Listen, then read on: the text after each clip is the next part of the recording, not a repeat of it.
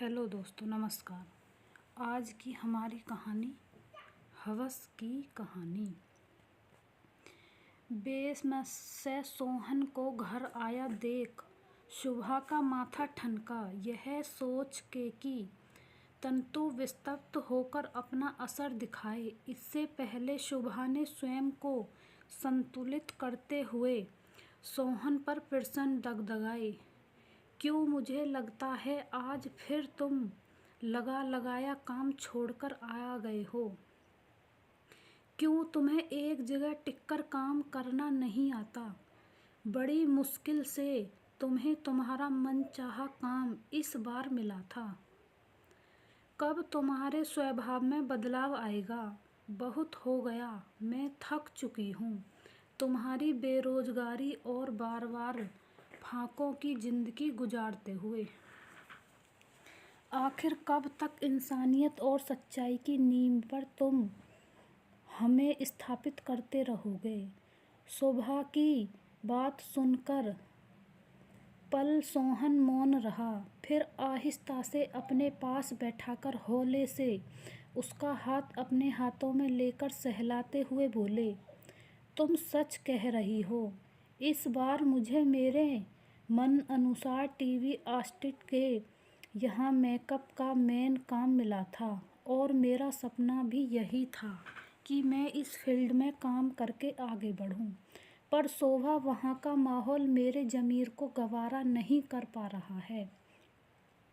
वहाँ काम करते हुए मेरा मन बहुत विचलित होता रहता है। मेरी आत्मा मुझे बहुत कचोटती रहती है। कुछ ही दिनों से आजकल बहुत चर्चित नेटफ्लिक्स पर प्रसारित होने के लिए एक शॉर्ट मूवी की शूटिंग चल रही है, जिसमें एक 15 से 16 साल की बहुत ही कम कपड़े पहनने में एक लड़की के डांस का शूट चल रहा है। रिहर्सल के दौरान बस उस लड़की के साथ होती बदतमीजियों को बर्दाश्त कर पाना मेरे बस की बात नहीं हो पा रही है। वहाँ मौजूद हर आदमी उस लड़की पर अपना पूरा अधिकार समझकर, उसे अपनी खरीदी हुई चीज़ समझकर मन मुताबिक उस पर अत्याचार कर रहा है। आते जाते चाहे वह छोटा कैमरामैन क्यों ही ना हो, डायलॉग सिखाने वाला ही क्यों ना हो, सीन समझाने वाला ही क्यों ना हो, यानी कि हर वह आदमी उस शूटिंग का हिस्सा है। 15 साल की लड़की के बूब दबाता रहता है। कोई उसको जोर से पकड़कर होठों को किस कर देता है तो कोई उसकी जांघों को थपथपाता है।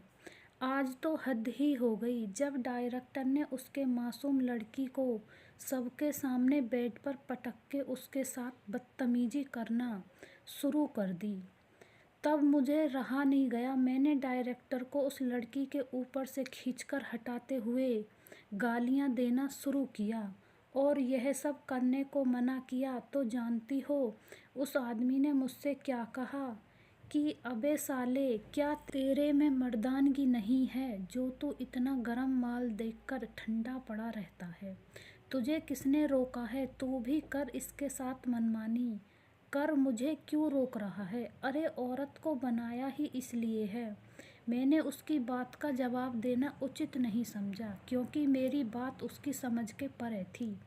यह सब उसके रोज का काम था। उस नाबालिग लड़की जिसमें अभी तक नारी तत्व के अंग प्रयुक्त का पूर्ण रूप से विकास नहीं हो पाया है, फिर भी उस मासूम का कितना बुरी तरीके से शारीरिक शोषण किया जा रहा है।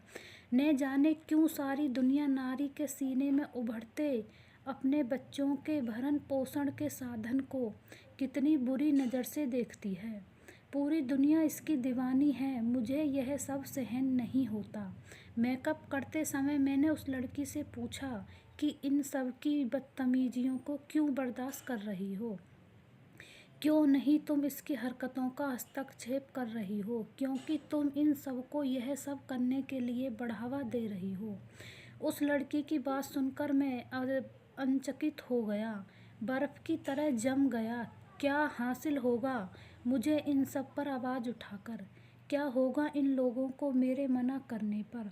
अरे तुम क्या जानो औरत की कहीं पर भी है, किसी क्षेत्र में भी है, उसके साथ यहीं कहीं ना कहीं किसी भी रूप में होगा।